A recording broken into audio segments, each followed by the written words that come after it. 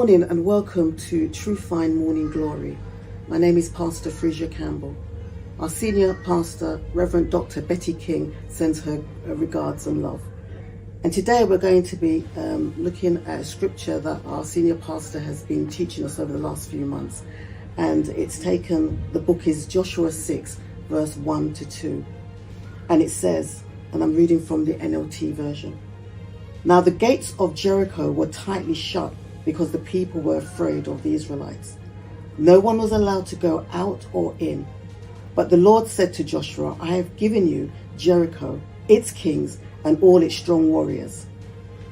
Now, when you look at that scripture, it's a great promise that God has given Joshua, that he will take one of the biggest cities, the greatest city, Jericho.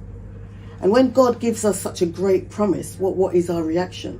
You see, God, when he gives us a promise like that, he requires us to walk in that promise. He requires us we may not totally understand what the fullness of it, but what God requires from us is obedience. And we never know how God is preparing the ground for us, because it says in verse 1, it says that the city was tightly shut up. And the reason why the city was tightly shut up and it wouldn't allow anybody in or out was because the people were fearful of the children of Israel. They had heard of their great God. They had heard of how God opened the Red Sea for them. And what is our reaction when we get a great promise? Do we say, no, or we ask questions, or we doubt God, or this is impossible, look at the size of the city, how can I take it?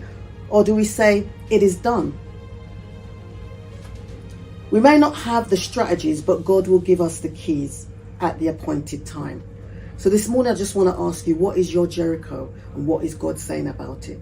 Is it your marriage? Is it your finance? Is it ill health?